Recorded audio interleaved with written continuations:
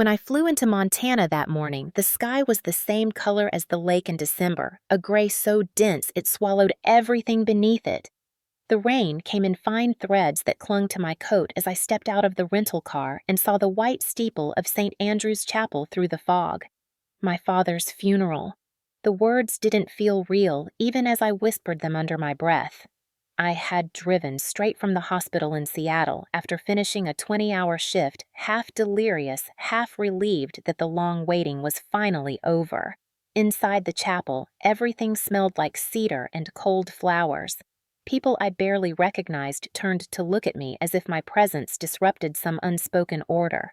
I spotted my brother Daniel standing at the front near the coffin in his old army suit medals polished to perfection, chin high, like he was attending a ceremony of his own making. He didn't turn when I entered. My father's portrait rested on an easel beside him, a faint smile that had once terrified us both in childhood. I sat in the second row, folded my hands, and tried not to look at the coffin. The priest started reading his voice, steady rehearsed, as if he had practiced grief for a living. Then Daniel stepped forward, cleared his throat, and began his eulogy. Our father was a man of principle. He said, his voice heavy and deliberate. He believed loyalty was proven by those who stood by him when times were hard. He left everything to those who truly stood by him. A murmur rippled through the pews. My stomach tightened. I heard it before I saw the expression on his face. It was a statement, but it was also a weapon aimed directly at me. The lawyer from Billings who handled the estate walked toward the podium, a folder clutched in his hand. According to the will, he read aloud, the ranch the bank shares and remaining assets will pass to Daniel Warren. There was no pause. No mention of me, not even a token acknowledgement, just silence that spread like smoke. For a second, I thought I misheard. Then I saw Daniel watching me waiting. My fingers curled into my palms until my nails bit skin. The priest shifted awkwardly. Someone coughed. I stood up slowly, pretending to reach for a tissue, anything to keep my dignity from spilling out in front of them. Outside, the rain had turned heavier. I walked toward the car, but stopped when I heard footsteps behind me. Daniel's hand clamped around my wrist, his grip strong, military. "He finally saw through you," he hissed. His thumb dug into my skin until it hurt. I yanked my arm back, but he tightened. Pain shot up my arm. I stared at him, at the same green eyes we both inherited, now cold and triumphant. "You're hurting me," I said, but my voice came out flat, drained. "You always said that," he answered. He released me suddenly, and I stumbled backward, my shoulder striking the side of the hearse. The coffin inside shifted slightly. For a brief moment through the glass reflection, I saw my father's face still and pale, and for one irrational second, I thought I saw disappointment there. I pressed my palm to the wet surface, felt the chill through the glass, and whispered, "Why?" My hand slipped, leaving a faint trace of blood where his reflection had been. The lawyer hurried out with an umbrella, muttering something about the reading being final legal witnessed. I didn't answer. The guests began to disperse, voices low, like they were afraid of waking the dead. Daniel lit a cigarette under the awning, pretending nothing happened. My wrist throbbed where he had grabbed me. When I looked down, I saw a small bead of blood from where his ring had cut the skin. I wiped it on my sleeve. It left a dark smear that spread like a bruise. I walked toward the cemetery gates, my heels sinking into the mud. The sound of the rain on the coffin followed me all the way to the car. I sat behind the wheel, breathing hard, the windshield wipers fighting the storm. The ranch my father loved was now Daniel's. The bank shares the savings, everything gone with a few lines of ink. The part that hurt most wasn't losing the inheritance. It was realizing that somewhere along the way, my father had chosen him, or had been made to choose. My phone buzzed with a message from a colleague back in Seattle asking if I was coming back to work. I typed a reply, then deleted it. The chapel bell rang once. I looked at my reflection in the rearview mirror. The rain blurred the world outside, but I could still see my own eyes, red-swollen, angry. The kind of anger that feels cold instead of hot. I whispered to myself, "He finally saw through you." I repeated Daniel's words, testing how they sounded in my own mouth, and realized I didn't believe them. Not yet. I started the car, but couldn't drive. My wrist ached. I pressed it against my chest, feeling the pulse beneath the bruise, steady, defiant. Through the windshield, I saw Daniel shaking hands with guests, smiling the model of control. I remembered being 7, watching him push our mother's porcelain vase off the table and blame it on me. I remembered the first time he made me bleed and said, "You bruise easy because you lie easy." That was the story of our family pain repackaged as proof of guilt. A drop of blood from my wrist landed on the steering wheel. I stared at it until it spread tiny but bright against the leather. Something in me shifted. The humiliation dulled into something harder, sharper. I opened the car door, stepped back into the rain, and walked up the gravel path until I reached the coffin again. The guests were gone. Only Daniel remained talking to the lawyer near the entrance. They didn't see me. I stood in front of the coffin, the water running down my face like tears I refused to shed. "You knew him better than anyone," I whispered to the wood. "So tell me, why did you leave me nothing?" The reflection of my own face shimmered in the polished surface, pale, uncertain, but still standing. I placed my hand on the glass again, felt the chill, and made a silent vow. I would find out what really happened. The truth about the will, about the fall down the stairs, about the man my father had become in the last months before he died. The rain softened the air heavy with the smell of wet soil and lilies. Behind me, Daniel laughed at something the lawyer said. His voice carried easily across the cemetery, confident, victorious. I didn't turn. I whispered one last time, not to my father, but to myself. "He thinks he's won." Then, as lightning cracked across the horizon, I caught my reflection in the hearse glass again. My eyes looked different now, not broken, not weeping, just quiet and certain. "He hasn't," I said under my breath. My fingers brushed the edge of the coffin one last time, and the raindrops slid down between us, washing away the last trace of blood from my wrist. The drive to my father's house took less than an hour, but the road felt endless. The rain had followed me out of town, smearing the windshield like a memory that refused to fade. The 2-lane highway curved along the ridge where the trees bent in the wind, black silhouettes against the pale sky. Every mile closer to the ranch made my chest tighten.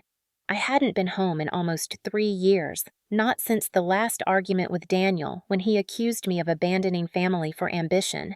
The truth was, I left because the silence in that house had begun to sound like warning sirens. When I pulled into the gravel driveway, the gates were open. Weeds crawled along the fence. The porch light was still on, though no one had lived here since my father's health declined. I stepped out of the car, mud sucking at my shoes, and for a moment I hesitated. Part of me wanted to turn back to the hotel and leave the past locked behind me.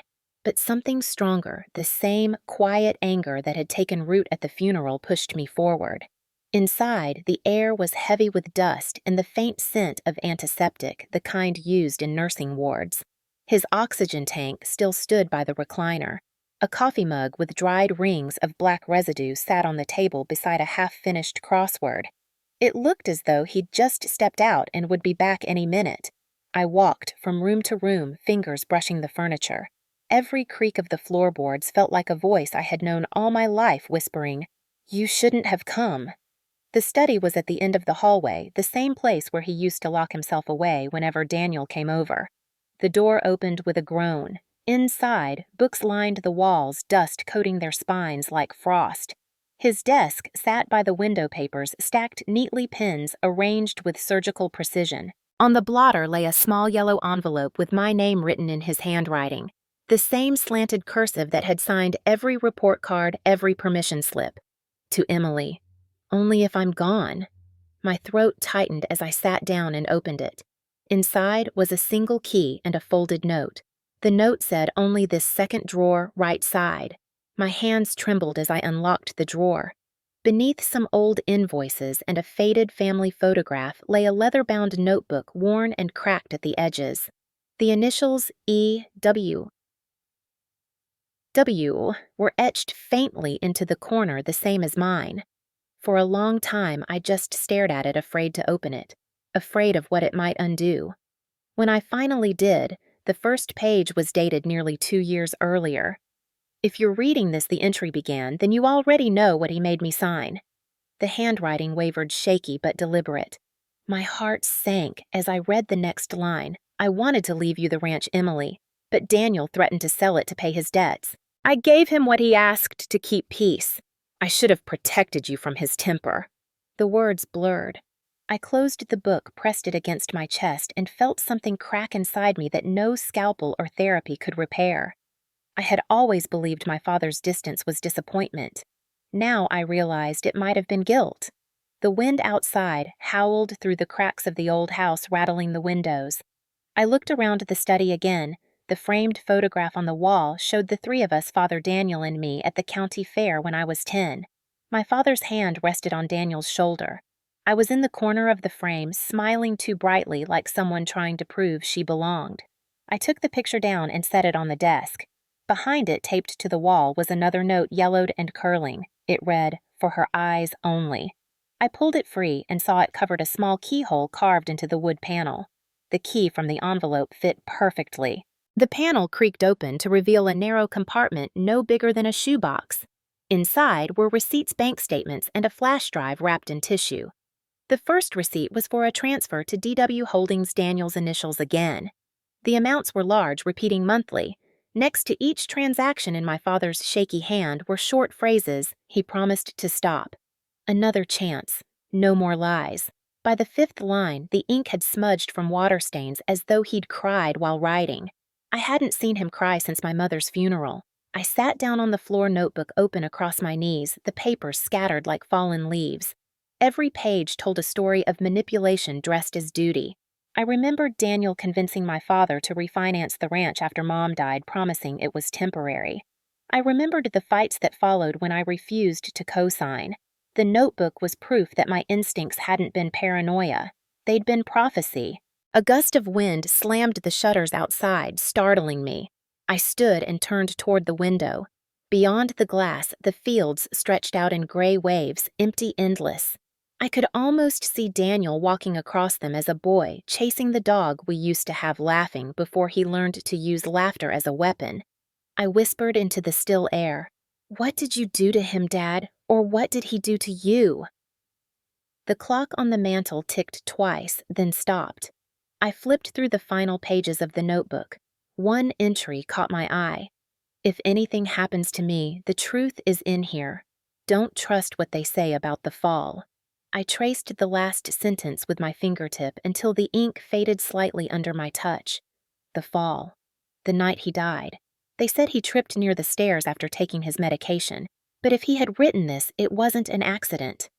My chest tightened as the realization settled like cold lead in my stomach. I closed the notebook, slowly slid it into my bag, and locked the drawer again. When I stood, I felt lighter and heavier at once.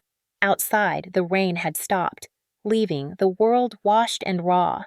I walked through the empty kitchen, turned off the light that had been left burning, and stepped onto the porch. The wind had quieted. The ranch stretched before me like a wound that had scabbed over but never healed. I held the key in my palm, its metal warm from my grip, and whispered, "I'm not done." The words came out calm, steady, not a threat, but a promise. I locked the door behind me and glanced back one last time at the house that had raised and broken me in equal measure. The notebook pressed against my side, its weight both anchor and evidence. As I walked toward the car, the horizon cleared for the first time that day, revealing a thin slice of pale sunlight cutting through the clouds, as if the sky itself had opened just enough to let me see the road ahead. I spent the night at a small motel off Route 90, the kind that smelled like bleach and old cigarettes. The rain had moved east, leaving the air so cold it hurt to breathe. I couldn't sleep. Every time I closed my eyes, I saw my father's handwriting again, looping and fragile, confessing things I didn't want to believe. By 2 a.m, I gave up trying. I sat on the bed with the notebook open across my lap, tracing each word with my thumb until the letters felt carved into my skin. The pages had begun to curl at the edges. I stopped at the line that mentioned Daniel's temper, and something in my memory uncoiled, slow and unwilling. I was 10, the first time I understood fear had a face. Daniel had just turned 15, tall and angry at the world. Our mother had caught him sneaking beer from the fridge and told him to pour it out. He didn't. He waited until she left the kitchen, then looked at me and said, "You tell her you're next." That night, he broke her vase and blamed me. My father had believed him without question.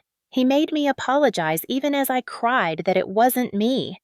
Afterward, Daniel came to my room, leaned in the doorway with that smirk that became his signature.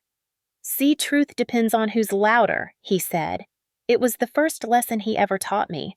Over the years, he got louder. In high school, when I made the honor roll and he barely passed, he slammed my locker door against my fingers. "You always make him love you more," he hissed. My nails turned black for weeks, but I told everyone it was an accident.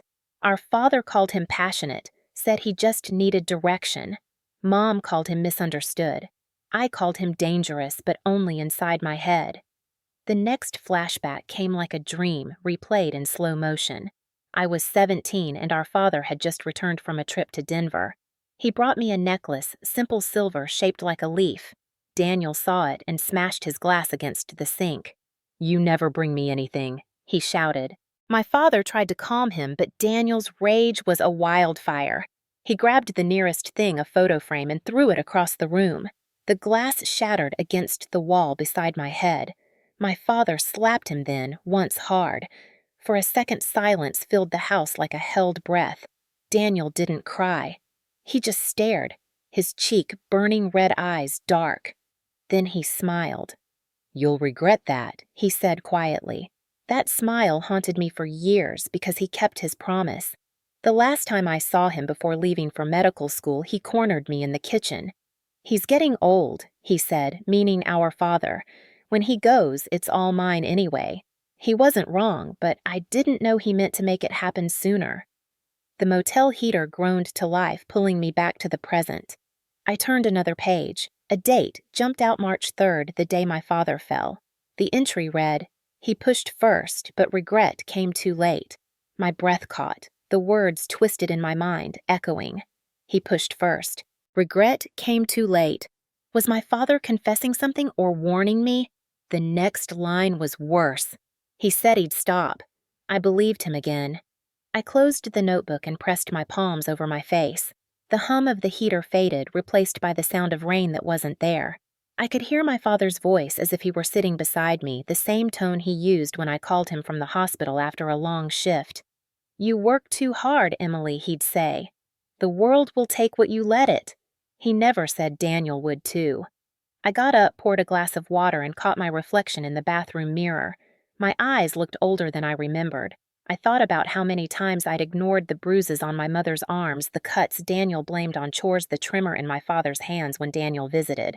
I told myself it was family tension, not fear.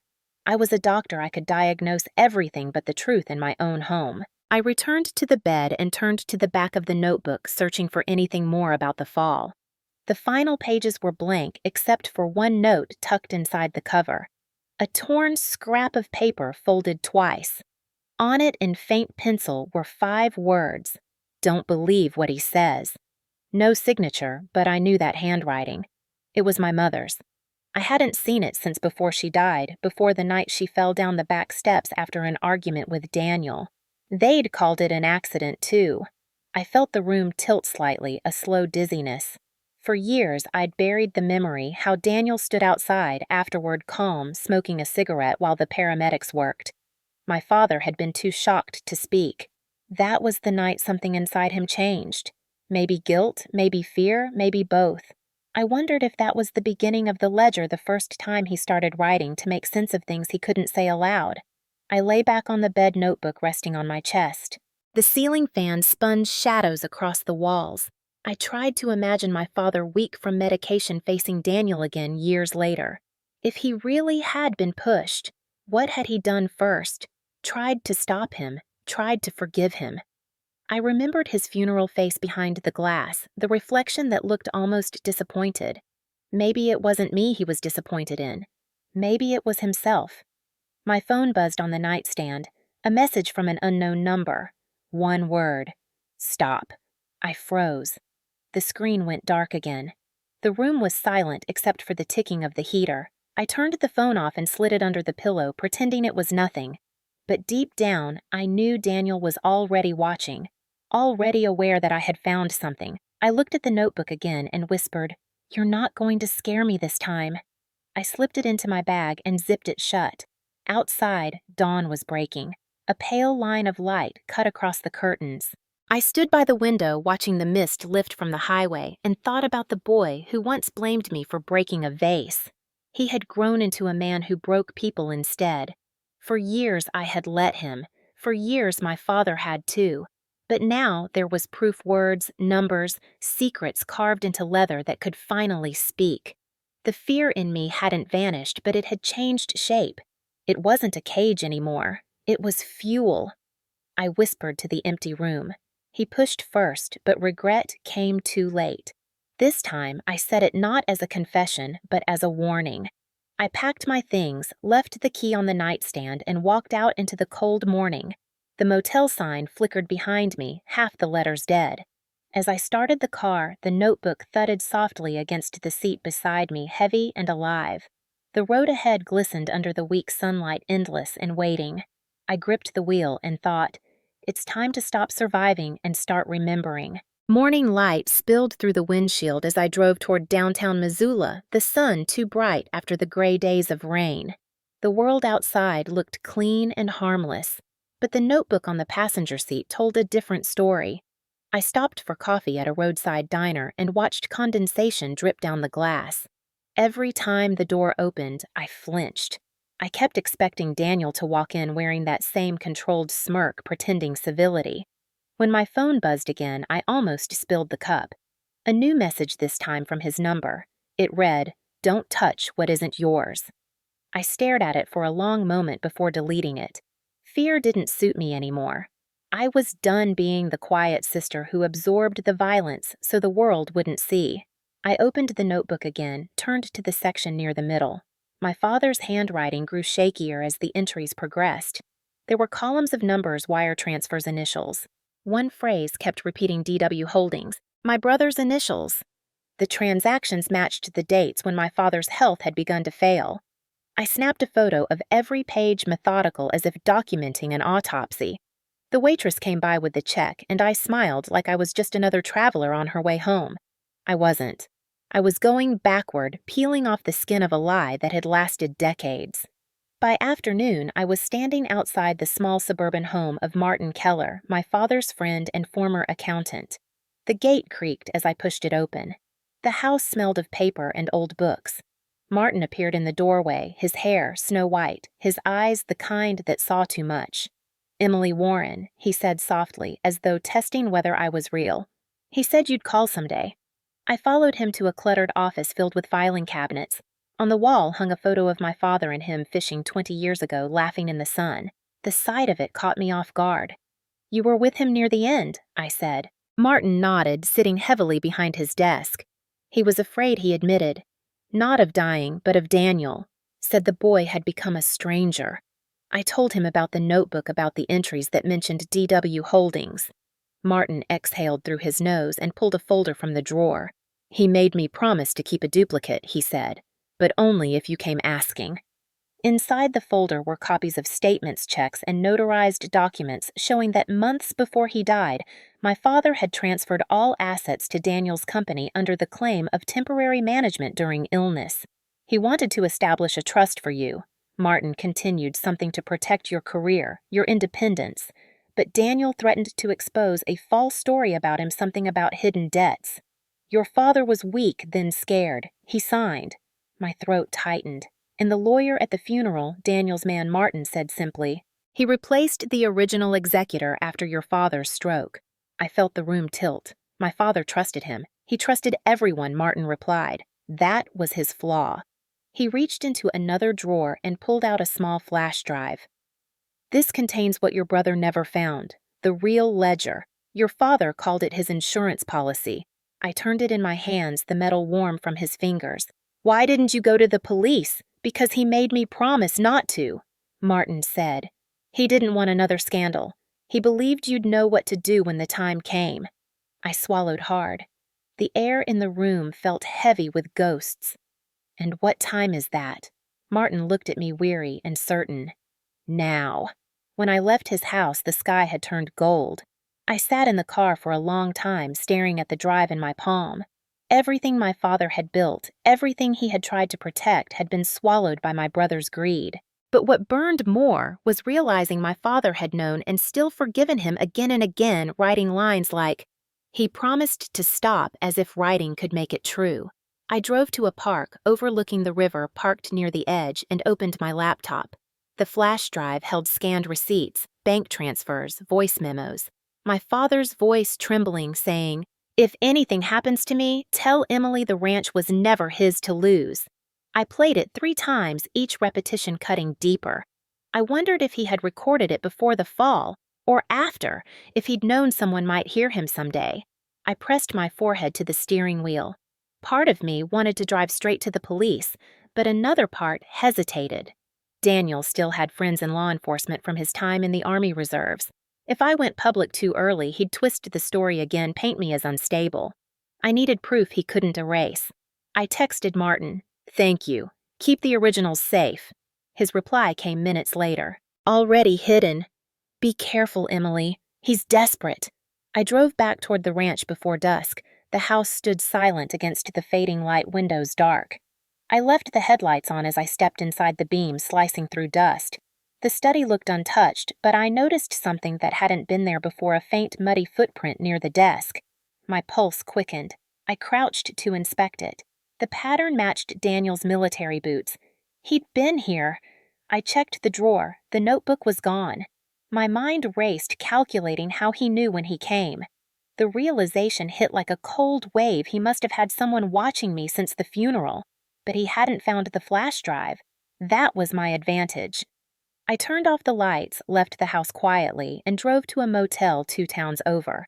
In the room, I spread out my notes on the bed. The numbers formed patterns, money funneled through shell companies back into Daniel's accounts.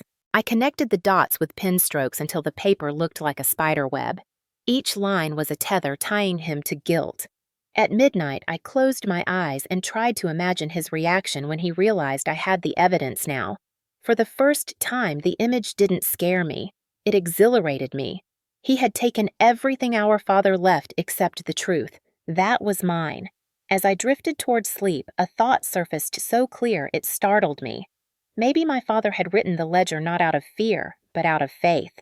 Faith that one day his daughter, the one he couldn't save, would save herself. I fell asleep with that thought pressed against my heart like armor. In the dark, rain began again, tapping softly against the window like a quiet applause. By the time I decided to confront Daniel, I had rehearsed every possible outcome in my head. The drive to his house in Helena was 4 hours, but it felt shorter, the kind of drive where anger fills the silence until you no longer hear the tires on the road. The air was sharp with the scent of pine and thawing snow. I kept one hand on the steering wheel and the other clenched around the flash drive in my pocket. The sky darkened as I pulled up to his place, a sleek, modern house my father's money had built. Every light was on inside, glowing like a stage where I already knew my part. I stood outside for a long minute before ringing the doorbell. When he opened the door, the smell of whiskey and burnt meat drifted out.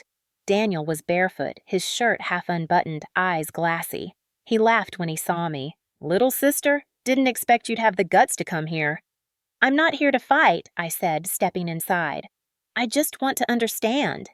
He poured another drink. "Understand what?"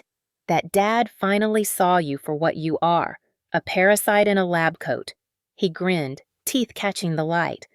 "You always thought you were better." He left me nothing I said evenly, not even a goodbye. Daniel shrugged. "Because you didn't earn one." I set my bag down on the counter. "You took everything, even the ledger." His smile faltered just slightly. "I don't know what you're talking about." I moved closer. "Stop lying. You broke into the ranch. You left mud on the floor. You took it." He stared at me for a long moment, then snorted. "You should thank me. That book would have ruined you too. You think he was some saint? He was laundering money through that hospital fund you're so proud of?" My pulse quickened. "You're lying." "Am I?"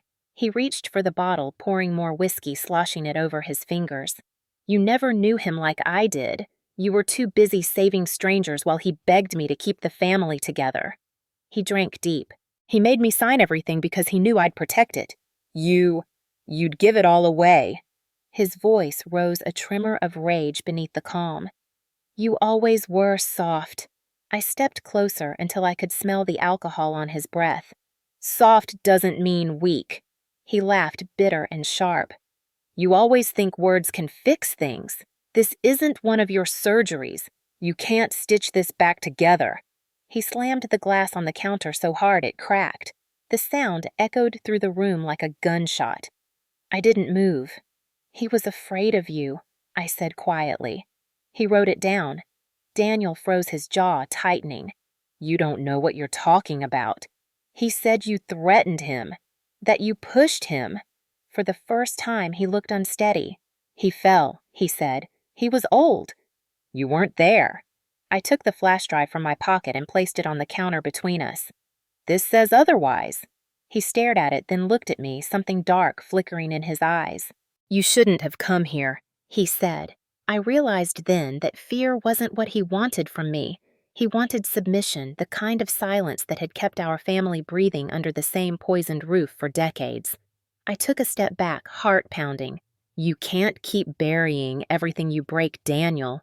He smiled again, a twisted echo of childhood. Watch me. He moved faster than I expected, shoving the counter stool aside as he lunged. His hand caught my arm, fingers digging into the same spot he'd bruised at the funeral. I twisted free, years of surgical precision turning into instinct.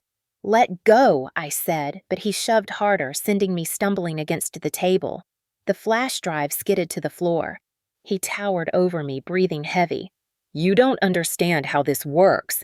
You don't expose family. You stopped being family when you started using us, I said. He slapped the table, his face inches from mine. You always ruin everything.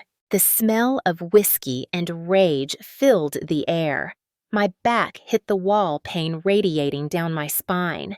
I could see the veins in his neck pulsing the same way they did when he used to hold our mother by the wrist. I ducked as his hand came up again, grabbed the glass from the counter, and threw it against the wall behind him. The crash startled him enough for me to push past. I ran. My shoes slipped on the tile as I reached for the door, his footsteps closed behind.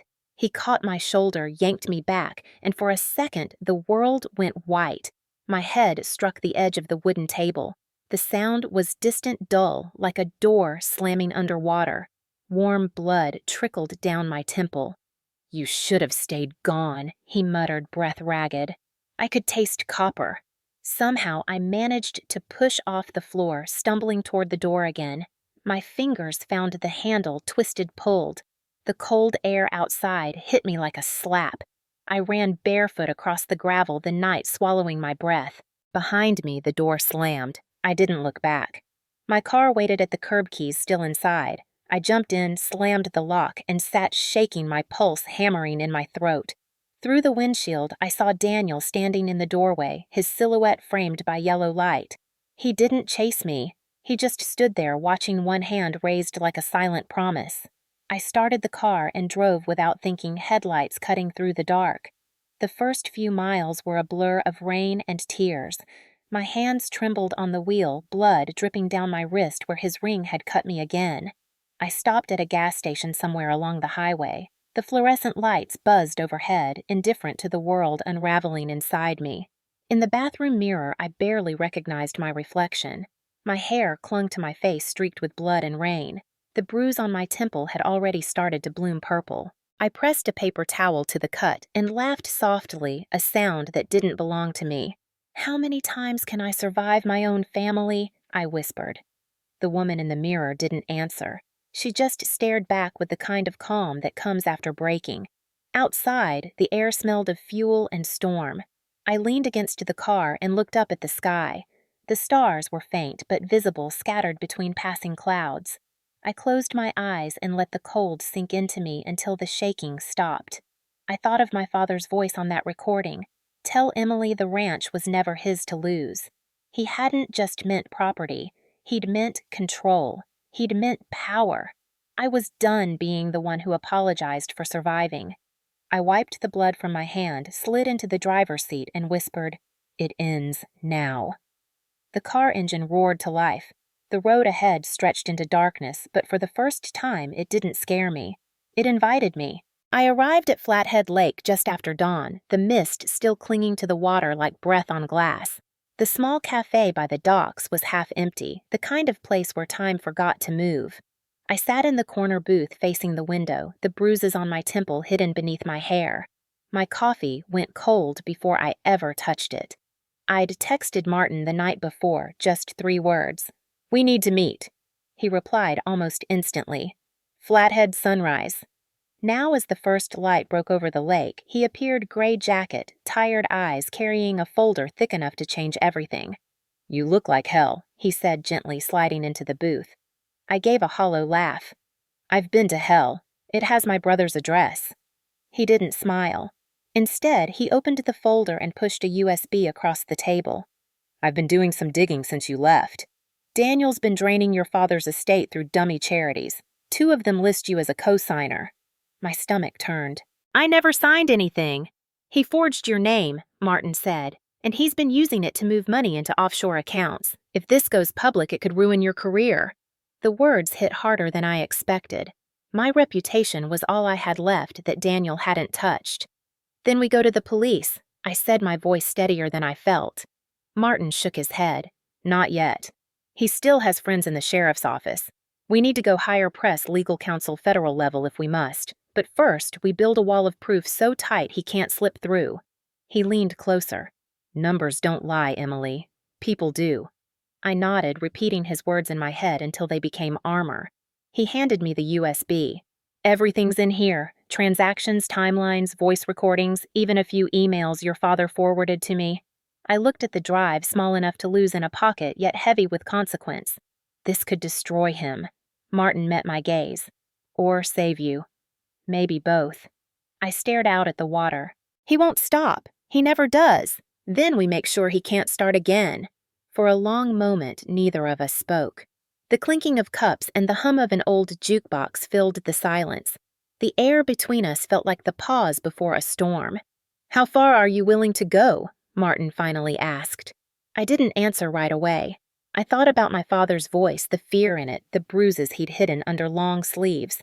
"As far as it takes," I said, "but I don't want revenge. I want truth." Martin smiled faintly. "That's the best kind. It stings longer." We spent the next 2 hours mapping a plan. I'd take the data to a journalist Martin trusted, a woman named Lisa McKenna who had once exposed a charity fraud ring in Idaho.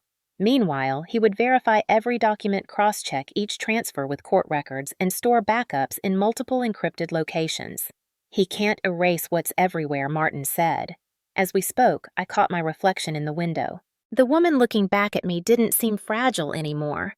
The bruises were still there, but they looked less like wounds and more like marks of proof receipts of what I'd survived. When we finished, Martin reached into his coat pocket and handed me a small recorder. "Keep this on you," he said. "Montana's a one-party consent state. If he calls, if he threatens, if he even breathes wrong, record it." I nodded, slipping it into my bag. "What about you?" I asked. "Aren't you afraid he'll come after you too?" Martin chuckled dryly. He already tried. "Sent someone to ask questions at my office yesterday. Claimed to be a financial auditor. I played dumb." He sipped his coffee. "Your brother doesn't scare me, Emily. Men like him never last long once the light hits." As he said it, I realized what had always terrified Daniel most: exposure. His control thrived in the dark, where loyalty and silence looked the same. Bringing light meant breaking the only weapon he ever had. "Thank you," I said quietly. Martin shook his head. "Don't thank me. Just finish this." Outside, the sun had climbed higher, burning away the fog. The lake shimmered, reflecting everything clearly now. No shadows, no secrets. I drove back toward town with the USB clutched in my hand, stopping only once to breathe. My phone buzzed with a new message. Daniel again. "You think you can win?" I didn't reply. Instead, I opened the recorder, pressed record, and spoke calmly into it. "This is Dr. Emily Warren. I am no longer afraid." My own voice surprised me. It sounded steady, deliberate. I saved the file and tucked the recorder away. That night, I rented a small apartment near the university campus. The place smelled of paint and dust, but it was quiet, anonymous. I spread Martin's documents across the table, organizing them into categories: bank statements, forged contracts, email trails. Each line told a story of theft and manipulation. I highlighted one particular pattern: money flowing from my hospital's charity wing into accounts labeled DW Veterans Fund. That fund had been shut down 3 years ago for mismanagement. My father had donated to it once, proudly, never knowing Daniel controlled it behind a shell company. I sat back stunned by how deliberate it all was. He'd stolen not just from family, but from the very cause he used to justify his own image of heroism. Somewhere between greed and guilt, Daniel had turned our father's love into currency. I picked up my phone again, scrolled through old photos. One of them caught my eye: Daniel and me at the county fair as children. He had his arm around me, smiling for the camera. I remembered the moment just before that picture was taken. He had whispered in my ear, "Smile, or I'll tell Dad you pushed me." I smiled. I always did. I deleted the photo and whispered to the empty room, "Not anymore." The following morning, I called Lisa McKenna's office. Her assistant transferred me immediately.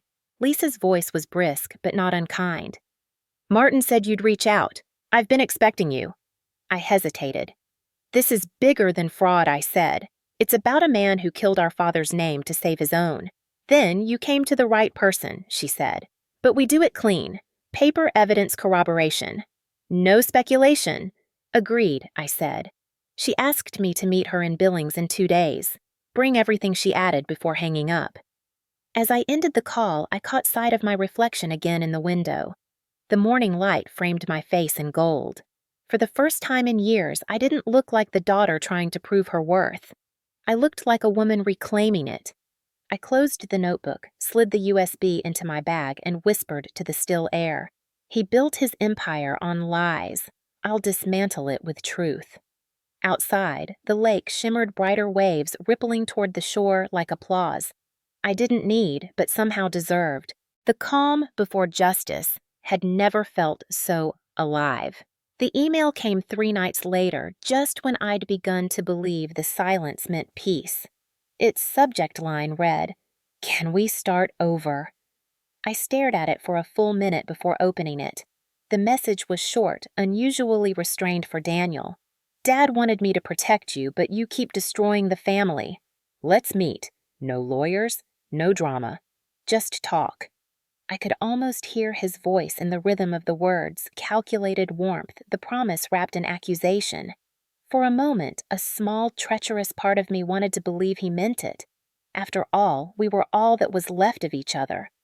Then I remembered the bruise on my arm, the crack of glass against the wall, the metallic taste of blood when he'd shoved me.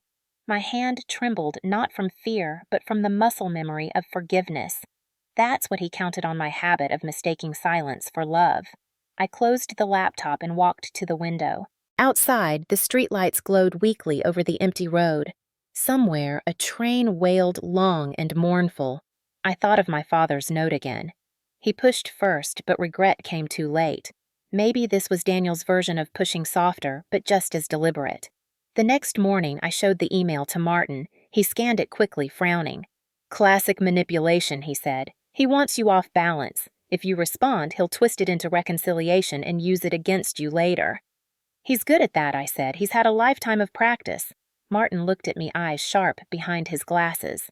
"He's losing control. That's when men like him get sloppy. Let him think he's winning." So I ignore him. "You wait," he said, "and you keep working the plan." I nodded, though part of me still ached from the word family glowing in that email. Emotional reflexes are hard to amputate, even for a surgeon. That night, I sat at my kitchen table notebook open beside the old leather one from my father. I wrote out every pattern I'd noticed: the transfers, the fake donations, the forged signatures. Somewhere between the numbers and the memories, I felt my father's presence, quiet and patient, as though he were guiding my pen. My phone buzzed again, another message from Daniel. "You don't have to do this. We can fix it together." Fix it! The same word he'd used the night he broke my favorite glass figurine when we were kids. He'd said, "Don't tell Dad I'll fix it," then glued the pieces wrong so the cracks formed a crooked smile. He'd always believed that hiding a wound made it heal. I turned off the phone, took a deep breath, and reached for my recorder. I pressed the red button and spoke softly. He's reaching out again, pretending to care. But guilt isn't love. It's control wearing perfume. I stopped recording and saved it under the date. Outside, wind rattled the windows. It reminded me of the ranch of long nights when the storms rolled in and my father would stay awake sitting by the fireplace waiting for the thunder to pass. I used to think he stayed up because he loved the sound. Now I knew better. He stayed up because Daniel hated it, and every lightning flash reminded him that even anger couldn't command the sky. Around midnight, I checked my email again. Another message. This time, it was a photo our family years ago at Christmas. The caption read, "We were happy once." I stared at my mother's face, at the half-smile she wore like armor. The memory hit so hard I had to sit down. I remembered that day. The smell of pine needles and sugar cookies, the way Daniel had insisted on standing in the middle, taller, louder. Afterward, he'd whispered to me, "You'll never matter as much as me." I deleted the photo and whispered to the empty room, "Not anymore." The next morning, Martin called. "I've found something," he said. His voice had that tight edge that meant both excitement and dread. "What is it he's trying to sell one of your father's remaining land parcels?" Quietly. "Through a broker in Bozeman. The paperwork's already drafted. Can we stop it?" "Not yet," he said, "but we can let him think he's safe." That line stuck with me all day. Let him think he's safe. For the first time, I understood how my father must have felt while writing those ledger entries caught between love and strategy. I printed Daniel's latest emails, highlighted every phrase where he tried to sound remorseful. Then I compared them to old ones from years ago when he asked for money. The pattern was identical: apology, justification, demand. The syntax of manipulation perfectly rehearsed. By evening, my apartment was a sea of paper and yellow light. I played one of my father's recordings again, the one where his voice trembled near the end. "If anything happens to me, don't let him rewrite it." His words lingered like smoke. "I won't," I said aloud. I poured myself a cup of tea, hands shaking. When I lifted it, I caught sight of my reflection in the window. The bruise had faded to a pale shadow. It looked almost healed, but I knew better. Some marks don't disappear. They just sink deeper. I sat down and opened a blank page in my own notebook.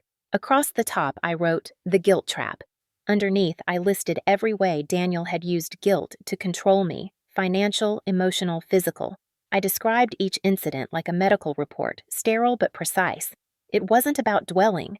It was about reclaiming the narrative. As I wrote, the memories came in waves. The night he convinced my father to sign over the ranch, promising it was temporary. The day he humiliated me in front of our relatives for not visiting enough. The phone calls where he alternated between affection and threat. For each memory, I wrote a diagnosis beside it. Manipulation chronic, prognosis terminal. Somewhere between the lines, the fear began to lose its shape.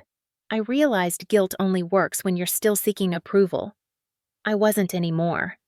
Around midnight, I received one last message. "You'll regret this, Emily. You always do." I stared at the words until the screen dimmed.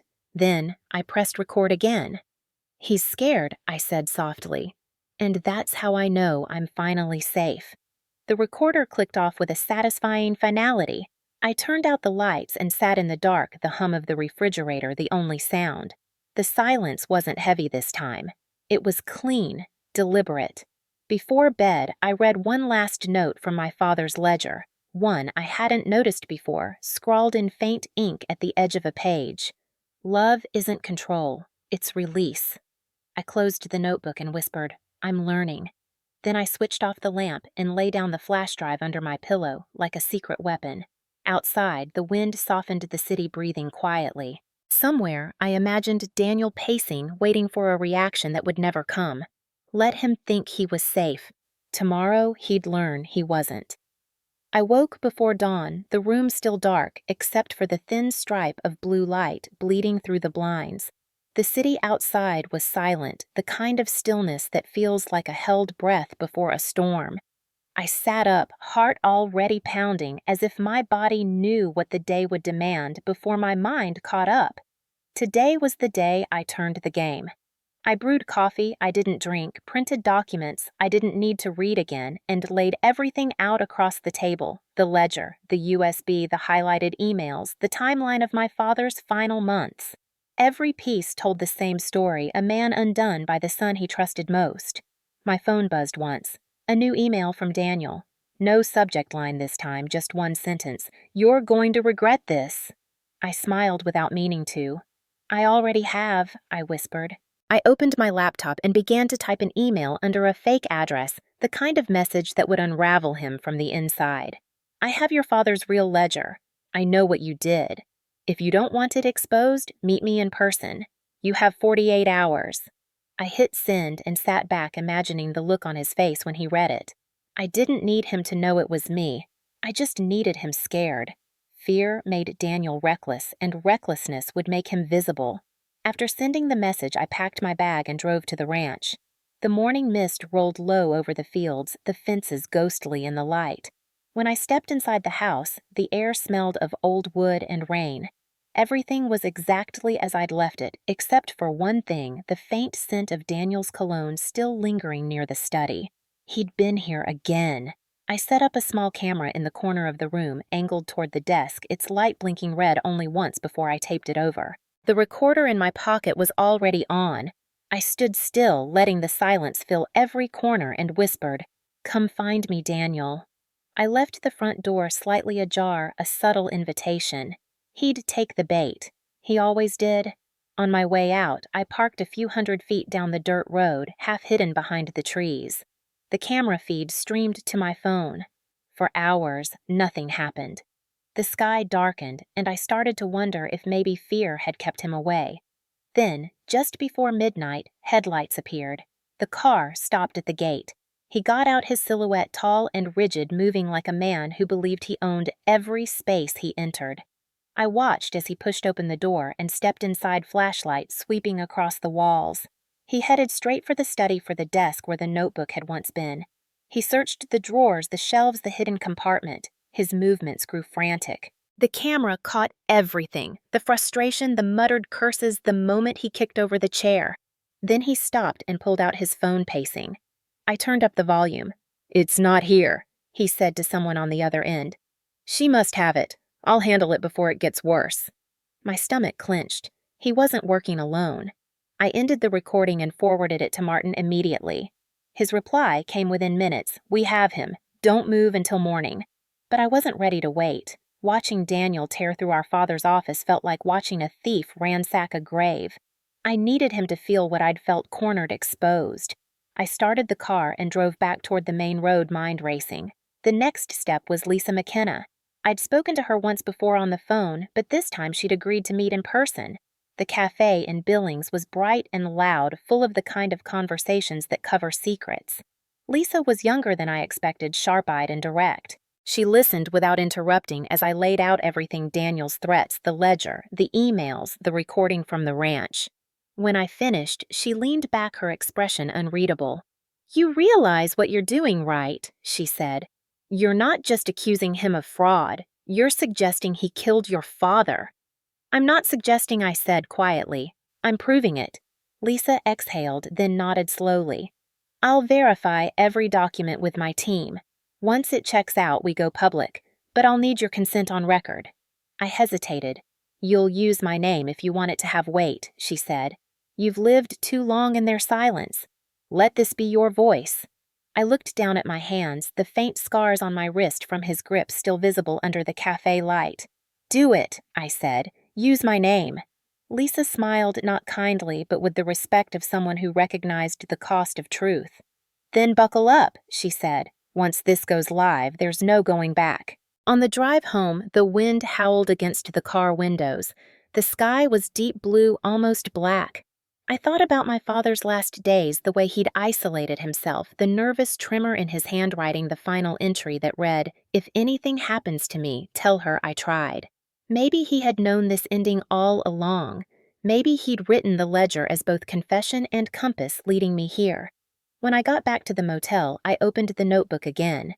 Near the end, tucked behind one of the pages, was something I hadn't noticed before: a small Polaroid, slightly faded. It showed my father sitting on the porch steps with a man I didn't recognize. On the back, in his handwriting, were the words, "Trust Keller. He knows where it ends." I called Martin immediately. "There's a photo," I said. "You and him." He paused. "Yes." That was the day he told me Daniel threatened to sell everything. He was scared but determined. He said if it ever came to this, you'd finish what he couldn't. I closed my eyes. He trusted me more than I thought. "He always did," Martin said. "You were just too busy forgiving everyone else to see it." The words stung mostly because they were true. The next morning, Lisa called. "We're almost ready," she said. "But one more thing, Daniel's already planning a press conference. He's claiming his father left him debts, not assets. He's painting you as unstable vindictive." I laughed softly. "That's his favorite version of me." "Then let him talk," she said. "By the time he finishes, we'll have every document verified and queued for release. You'll watch him hang himself live." I hung up, sat back, and let out a slow breath. It was all happening faster than I'd expected. The setup was complete. All I had to do now was wait for him to step into the trap he'd built himself. That evening, as the sun sank behind the mountains, I walked along the lakeshore near the motel. The air smelled of pine and smoke. I thought about how fear used to feel like drowning. Now it felt like momentum. I whispered to the wind, "Let him think he's safe." Somewhere out there, my brother was rehearsing his speech, sharpening his lies. He didn't know that the next time he opened his mouth, the truth would come spilling out faster than he could stop it. I looked up at the stars beginning to pierce the twilight and thought of my father again, how he must have looked at this same sky in his final days, still hoping the world he'd built wouldn't collapse on the daughter he loved.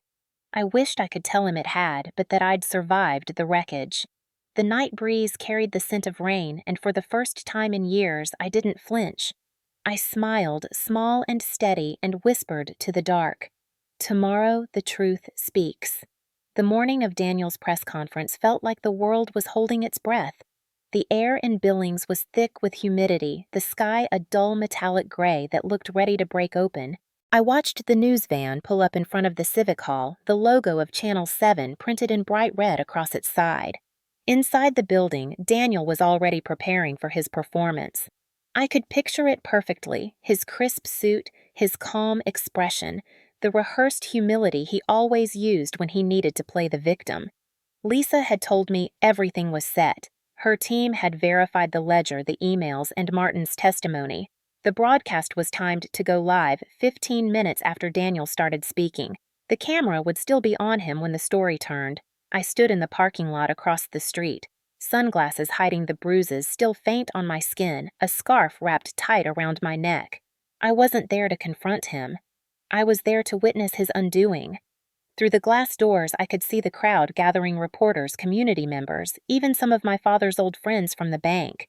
They thought they were there for damage control. They didn't know they were about to watch a confession. My phone buzzed once, a message from Lisa. "We're live in 10. I typed back, "Let him speak first." At exactly 11, Daniel stepped up to the podium. The room went quiet. His voice carried through the speakers, steady, confident. "My father's passing has been difficult for all of us," he began. "There have been false rumors circulating about our family's finances. I want to clear the air today." I could hear the flashes of cameras popping like fireworks. He paused for effect, a master of timing. "My sister has been struggling emotionally," he said. "I ask the media to respect her privacy as she heals. These documents," he held up a folder, prove that our father left more debt than assets. I've been using my own resources to pay off what's left. Lies clean and practiced. He was always good at making poison sound like medicine. I felt a chill even in the heat. Across the street, Lisa stood beside her cameraman, hand on her earpiece. I saw her nod. Her lips moved silently. 3, 2, 1. And then it happened. The screen behind Daniel flickered. For a split second, he didn't notice. The audience did. They turned their heads as the image on the projector changed from his slideshow to a scanned page of the ledger. My father's handwriting appeared in black ink, shaky but unmistakable. The first line read, "If anything happens to me, it will be by his hand." Gasps filled the room. Daniel froze. "Turn that off," he snapped, but his microphone carried every word. The next slide appeared automatically, a video clip grainy but clear. It was him at the ranch, the footage from my hidden camera. He was rifling through the drawers, muttering to himself. "It's not here," his voice boomed through the speakers. "She must have it. I'll handle it before it gets worse." The audience murmured, the whispers spreading like wildfire. Reporters lifted their phones recording. Daniel's mask cracked. "This is edited," he shouted. "It's fake." But Lisa stepped forward from the back of the room, microphone in hand. "We verified the footage with timestamps and location data," she said calmly. "We also verified the financial records showing funds transferred from your father's account into companies under your name." She turned toward the cameras. "Ladies and gentlemen, the story you're hearing is not about debt. It's about deception, coercion, and a possible cover-up in the death of Robert Warren." The noise erupted, questions, flashes, chaos. Daniel tried to speak, but the words tangled in his throat. His lawyer rushed to his side, whispering frantically. I stood outside, the sound echoing faintly through the open doors. For a moment, I felt almost sorry for him, almost. He had always believed he could control every narrative, but the truth had a way of speaking louder than the man trying to silence it. The broadcast switched to a live feed, and his face filled every screen in the city. I watched from my phone as the anchor summarized the findings, forged documents, illegal transfers, the suspicious fall of our father. Lisa's voice came through clear. "We reached out to Dr. Emily Warren, his sister, who provided the original evidence." My heart thudded. My name. It was out now, public, irreversible. I didn't flinch. The camera cut back to Daniel, who was sweating now, his composure slipping. "This is all a misunderstanding," he said, voice trembling. "She's unstable. She's been under psychiatric care before." The lie hung in the air like smoke, thick and desperate. Reporters shouted questions. "Do you deny the financial records? Did you threaten your father? Were you present the night of his fall?" He backed away from the podium, eyes darting toward the exit. The crowd closed in. He shoved past a reporter, muttering curses, his face pale. Lisa didn't stop the feed. She followed him, microphone still on. "Mr. Warren, did your father ever mention feeling unsafe around you?" He spun around and grabbed the microphone. "You don't know anything!" he snarled, and that was the moment, the exact frame that sealed everything. His eyes wild, his voice raised, his control gone. I watched from across the street as police cruisers pulled up minutes later. 2 officers stepped inside. When they came out, Daniel was in handcuffs. His expression was blank, drained of all the arrogance that had once defined him. He looked smaller somehow, like the man he pretended to be had finally died alongside the lies. My phone buzzed again. A message from Martin. "It's over. He's done." I didn't reply. I just sat on the curb, the weight in my chest shifting into something that almost felt like relief. Reporters poured out of the building, shouting updates into microphones. I heard Lisa's voice among them. "Authorities have reopened the investigation into Robert Warren's death. His son Daniel Warren is currently in custody for questioning." I tilted my head back and looked at the sky. The clouds had started to break, streaks of sunlight cutting through. For the first time, the light didn't hurt my eyes. Later in my motel room, the news played on repeat. The footage looped the ledger, the video Daniel's outburst. I watched it once, twice, then muted the screen. The silence that followed was deafening, but not empty. It was the sound of something ending. I thought about my father's last words in the notebook. "Silence is not surrender." He had written it as a warning, but it felt like a benediction now. My phone vibrated one last time, an unknown number. I hesitated before answering. A familiar voice crackled on the other end, strained and hoarse. "You did this," Daniel said. His voice sounded broken, smaller. "You ruined everything." I took a slow breath. "No," I said. "You did." He laughed once, hollow. "You think anyone will believe you're innocent? You wanted this. I wanted peace," I said. "You mistook that for weakness." I hung up before he could respond. I sat in the quiet for a long time, the muted TV flickering in the background. Outside, sirens faded into the distance. My reflection in the window looked calm, unfamiliar.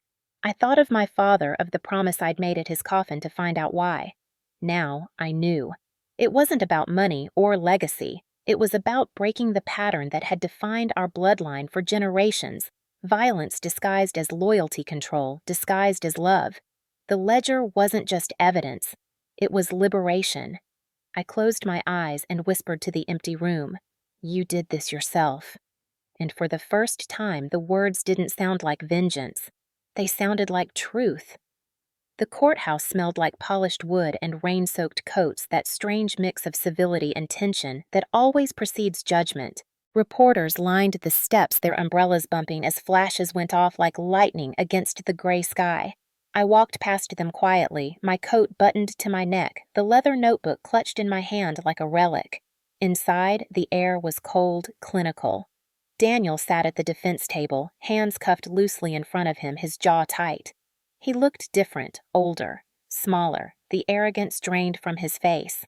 When his eyes met mine, there was no anger, only disbelief, as if he still couldn't comprehend that the empire he built on manipulation had finally crumbled. The judge, a woman with steel-gray hair and the voice of a schoolteacher, called the session to order. "State of Montana versus Daniel Warren," she said, her tone measured. "Charges: financial coercion, forgery, obstruction of justice, and suspected involuntary manslaughter in the death of Robert Warren." The courtroom murmured, and I felt a wave of nausea. I hadn't expected to hear the word manslaughter spoken aloud. It made everything too real, too irreversible. The prosecution began their argument, led by a young attorney with calm precision. He laid out the evidence, bank transfers, forged documents, recordings, the video from the ranch, my father's final ledger. Each exhibit landed like a hammer on stone. When the video played, Daniel's face twitched. The jury leaned forward as his voice echoed through the speakers. "She must have it. I'll handle it before it gets worse." The sound of his own guilt filled the room, inescapable. The defense tried to argue duress, mental strain, even painted him as a man carrying the burden of his father's debts. But each lie fell flat under the weight of proof. When they tried to discredit me, calling me unstable, emotional, vindictive, the prosecution played my recordings, my calm voice describing years of coercion and silence. "Dr. Warren," the prosecutor asked when I was called to testify, "why did you decide to come forward?" I looked at Daniel, then at the judge. "Because silence kept killing us," I said. "My father tried to fix it alone. My mother died believing accidents just happened. I've spent my life mending strangers while pretending my own family wasn't bleeding. I came forward because truth shouldn't be a secret you inherit." The room went still. Even Daniel lowered his gaze. "Did you ever wish to harm your brother?" the prosecutor asked. "No," I said. "I just wanted him to stop." My voice didn't tremble. It sounded like it belonged to someone older, someone who had lived 3 lifetimes of pain and finally learned how to end it. When cross-examined, Daniel's lawyer asked Dr. Warren, "Isn't it true that you benefited from your father's estate once the truth came out?" I met his gaze. I didn't fight for inheritance. I fought for a name not stained by lies. There was a murmur of approval from the gallery. For once, the truth felt heavier than the shame. When it was Daniel's turn to speak, he rose slowly, his handcuffs clinking softly. "I never meant for any of this," he began, his voice hoarse. "I was trying to protect the family, to keep everything from falling apart." He looked at me, eyes glassy. "You don't know what it was like being the one he always counted on. He used me. I could have felt pity once, but the ledger in my lap reminded me that he wasn't protecting anyone but himself." The judge asked him if he wished to take responsibility. He hesitated, jaw working, then said it was an accident. He fell. I didn't push him. The prosecutor's response was simple. "Perhaps, but you set the fall in motion." The verdict came after 2 days of deliberation. I didn't attend the final reading. I waited outside in the drizzle, watching water snake down the courthouse steps. When the doors finally opened and Martin stepped out, he nodded once. 14 years, he said. Involuntary manslaughter and financial fraud. No parole for 8. I closed my eyes, exhaled slowly. 14 years. It wasn't vengeance. It was balance. Inside, I heard the murmurs of reporters already shaping the story. From family tragedy to justice served, none of them knew the real story wasn't about law or punishment. It was about ending a lineage of silence. When Daniel was let out in handcuffs, the crowd surged. He kept his head down until he reached the car. Then he looked up, eyes locking with mine across the distance. There was no hatred left, only exhaustion. For the first time, he didn't look like the boy who needed to win. He looked like someone who finally realized he'd lost long ago. I didn't speak. Neither did he. As the police car pulled away, I felt something lift inside me. Not joy, not triumph, just relief that the truth had stopped being my secret. Later that evening, I visited my father's grave. The rain had stopped and the sky glowed faintly pink at the edges. I knelt beside the headstone, tracing his name with my fingers. "It's done," I said quietly. "He can't hurt anyone anymore." I opened the notebook one last time and placed it beside the flowers. The wind turned the pages slowly until it stopped on the final entry. "Silence is not surrender." I smiled faintly. "You were right," I whispered. "It's peace." When I stood to leave, I noticed Martin waiting by the gate, an umbrella in hand. "You did what he couldn't," he said as I approached. "You broke the cycle." "It doesn't feel like winning," I admitted. "It's not supposed to," he replied. "It's supposed to feel like freedom." We walked together down the path, the gravel crunching underfoot, the cemetery quiet, except for the distant sound of thunder far off over the mountains. For the first time in years, the storm didn't scare me. I looked back, once saw the notebook flutter in the breeze, and imagined my father's handwriting dissolving into the earth, not as confession, but as closure. As we reached the car, Martin said, "You know the papers will want interviews. Let them write what they want." I said, "The story doesn't belong to them." He smiled. "You sound like your father." Maybe I did. Maybe for once that wasn't a bad thing. As I drove away, the rain started again, light and steady, washing the dust from the windshield. The courthouse faded in the rearview mirror, and for the first time, I didn't feel like I was driving away from something. I was driving toward whatever came next. The day after the sentencing, I returned to my father's house one last time. The ranch sat quiet under a pale Montana sun, the grass still wet with dew, the wind carrying that faint scent of pine and old wood I had known all my life. It no longer felt like a battlefield or a memory. It felt like a beginning. Inside, the rooms were bare, except for the few things I'd left untouched, the framed photo of my parents on their wedding day, my mother's porcelain vase, and the small bookshelf where my father's medical journals gathered dust. I stood in the middle of the living room and listened. The silence was no longer heavy. It was the kind that waits patiently for the next sound. I walked to the study and opened the drawer where the ledger had once been. It was empty now, except for a folded piece of paper I hadn't noticed before. My name was written on the outside in my father's neat handwriting. My chest tightened as I unfolded it. If you're reading this, then the truth has found daylight. I never doubted you'd be the one to bring it there. You were always stronger than I allowed you to be. Forgive me for confusing love with control. Build something better than what I left behind. The words blurred as I read them again and again. I sat down in his old chair, tears finally coming not from grief, but from release. For so long, I had defined myself by survival.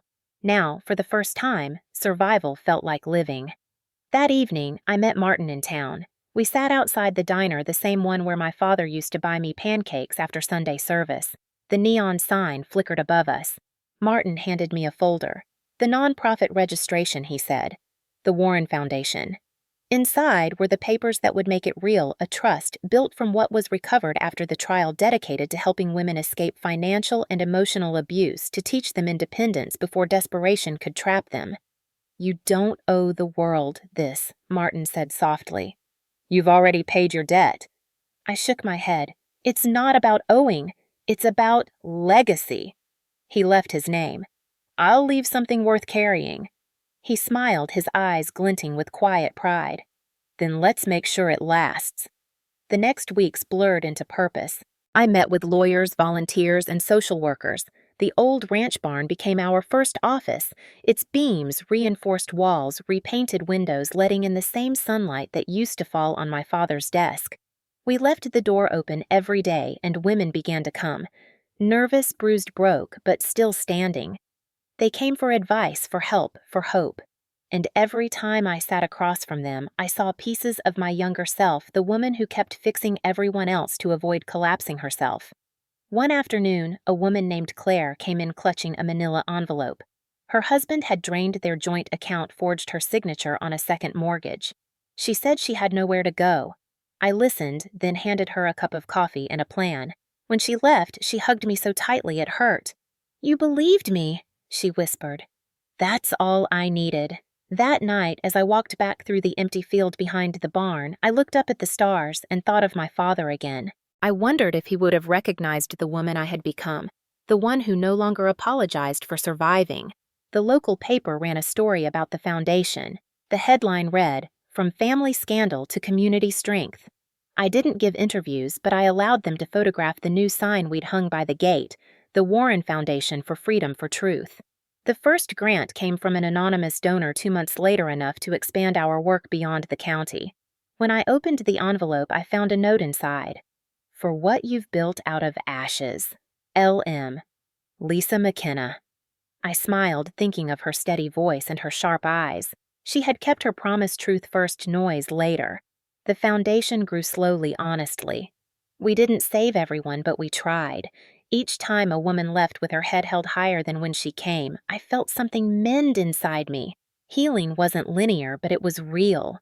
On the 1-year anniversary of the verdict, I returned to the courthouse not to relive it, but to reclaim it. I stood on the same steps where reporters had once shouted questions, holding a small plaque engraved with my father's words, "Silence is not surrender." I placed it by the gate of the foundation so every woman who entered would see it. It wasn't about revenge anymore. It was about transformation.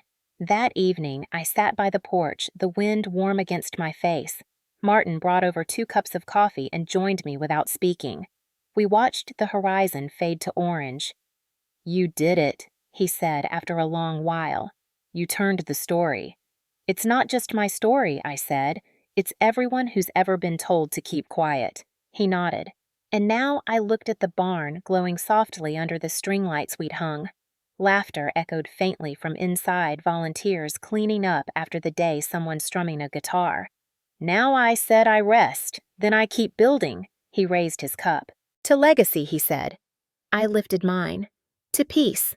The sun dipped below the hills, and for the first time, the darkness that followed didn't feel like an ending. It felt like home. The mountains were silver that morning, their peaks brushed with snow that caught the early light like glass.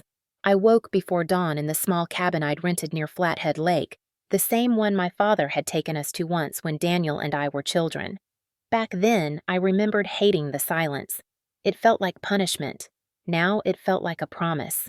The kettle hissed softly on the stove as I poured coffee into a chipped mug and carried it to the porch. The world was quiet except for the sound of wind moving through pine branches and the distant call of a loon over the water. My body still carried its old reflexes, listening for footsteps, for raised voices, but they faded a little more each day. It had been 9 months since the sentencing, 6 since the Warren Foundation opened its second office, and 3 since I had decided to take this break. My therapist called it integration, the space where healing becomes living. I called it breathing. On the table beside me lay the leather notebook, the edges frayed its weight familiar against the wood. I hadn't opened it in weeks, but this morning something told me I should. The first few pages still smelled faintly of smoke and cedar. My father's handwriting curved steadily across the paper, the ink faded but firm. "If you ever doubt your worth, remember, silence is not surrender." I smiled faintly. He had written that in the middle of everything, when control had already begun to slip through his hands. Maybe he knew I would find it when I needed it most. I turned the page and found the last entry I had never noticed before, dated 3 days before his death. "Emily, you were right to leave when you did. The house feels emptier without your laughter, but maybe that's what freedom sounds like. I hope you forgive me for not teaching you sooner that love should not hurt." My breath caught, and for a moment the coffee in my hand felt weightless. I read the words again slower this time, letting them settle where the guilt used to live. "Forgive me for not teaching you sooner." I closed the notebook gently and placed it beside me. The sun had begun to climb higher, lighting the ridge with gold. Somewhere far below, I could see a truck winding along the highway, tiny against the vastness of the land. The world moved on, with or without my permission.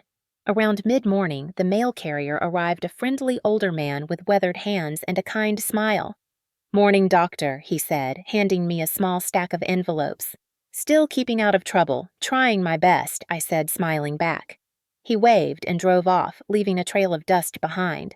I sifted through the Mail Foundation updates, letters from donors, a thank you card from a woman named Claire, and then paused when I saw one envelope that stood out. No return address postmarked from the state penitentiary. My chest tightened. I didn't open it right away. Instead, I set it on the table and stared at it while the minutes stretched thin. Finally, I unfolded the letter. The handwriting was uneven but unmistakable. "Emily, I don't expect forgiveness. I just wanted to say I understand now what you meant about truth. It doesn't free you the way you think it exposes you. I live with that every day. You won. Maybe you always were the stronger one. Take care of yourself. Daniel." I read it twice, waiting for anger to rise, but it didn't. There was no satisfaction either, only a quiet ache that felt like closure, wearing disguise. I placed the letter back in its envelope and wrote 2 words on the back. No reply. Then I walked inside, took out a fresh sheet of paper, and began writing my own letter, not to him, but to myself. Forgiveness is peace, not permission. I release what I can and keep only what keeps me whole. When I finished, I slipped it into the notebook between my father's last words and the blank pages that followed. Outside, the wind picked up scattering pine needles across the porch. I watched as one corner of the notebook lifted the pages fluttering open until it settled again on a blank sheet. I left it that way. Some stories didn't need to be rewritten, they just needed to rest. In the afternoon, I drove into town to meet Martin for lunch. He was already waiting by the window newspaper folded neatly beside his coffee. "You look rested," he said as I sat down. "I think I finally am." He nodded. "The foundation's doing well. You've built something your father would be proud of." I hesitated. Sometimes I wonder if he'd recognize any of this. "He would," Martin said. "He might not understand it, but he'd recognize the courage. That's what he always admired most in you." We talked for a while about small things, the volunteers, the donations, the next expansion. Before leaving, Martin handed me a small wooden box. "This was in your father's safety deposit," he said. The bank finally cleared it. Inside was a brass compass, its glass cracked but still working. On the back, engraved in tiny letters, were the words, "Find North." I ran my thumb over the metal and smiled. He always said I'd lose my way without a map. Martin chuckled. "Looks like he left you one anyway." That evening, I walked along the shoreline, the compass in my pocket, the sun dipping low over the lake. The air was cool and clean, and for the first time in years, my chest didn't feel like it was carrying someone else's weight. I stopped at a flat rock near the edge of the water, pulled out the compass, and held it up to the fading light. The needle trembled, then pointed steady north. "Thank you," I whispered, though I wasn't sure if I was speaking to my father, to the universe, or to the part of myself that had survived. The sky turned crimson, then violet. I thought about the women at the foundation, about the laughter that filled those rooms now, about the way light spilled through the windows of a house once haunted by silence. Legacy wasn't inheritance or reputation. It was the choice to build something kinder from the ruins of what broke you. When I returned to the cabin, twilight had settled fully. I lit a single candle, the flame small but steady. I opened the notebook one last time and wrote across the final page, "They said I got nothing, but what he left me was everything the truth." I closed it, placed it by the window, and let the night breeze turn the page to white. For a moment, I just stood there breathing in the quiet. Outside, the lake shimmered under the moonlight, endless and forgiving. Some stories, I realized, don't need new chapters. They just need an ending that finally feels like peace. Sometimes the quietest endings are the ones that echo the longest. If you've ever walked away from people who called it love while breaking you, if you've ever had to rebuild yourself from the ashes of a family that only cared when you were useful, this story was written for you. There's a certain kind of silence that comes after the storm, the kind that doesn't ask for forgiveness, doesn't seek revenge, just exists as proof that you survived. Emily's story isn't about wealth or inheritance. It's about reclaiming the right to define what love and peace mean. Too many of us are taught that endurance is love, that to keep the peace means swallowing pain, that family bonds excuse cruelty. But healing doesn't mean returning. It means learning how to live without apology. If you've ever been told you were selfish for choosing peace, I hope you see now that peace is not selfishness, it's self-respect. Sometimes strength doesn't roar, it whispers no more. Maybe your version of the ledger isn't a notebook, it's a letter you never sent, a memory you stopped revisiting, a number you finally blocked. Maybe your legacy isn't to fix what was broken, but to build something new that no longer needs repair. And if you're sitting there tonight, staring at your own kind of silence, wondering if you did the right thing by walking away, know this: you did. Freedom never feels like victory at first, it feels like emptiness. But that space you feel is life making room for something honest. You don't owe anyone access to your peace. You don't have to reopen doors just because someone knocks. You are allowed to protect yourself from people who confuse love with ownership. Emily's father left her truth. What are you leaving yourself? A new boundary, a new beginning, a promise to never apologize for surviving. Whatever it is, hold on to it, because one day you'll look back not at the people who left, but at the strength you found when they did. If this story made you pause, if you felt something stir when she said forgiveness is peace, not permission, then share your story below. Tell us what your silence cost you and what it gave back. Someone out there needs to read it. And if you're still in the middle of it, still learning how to breathe after the noise, stay a while. You're not alone here. Sometimes survival looks exactly like this moment: stillness, truth, and a heart that finally beats for itself.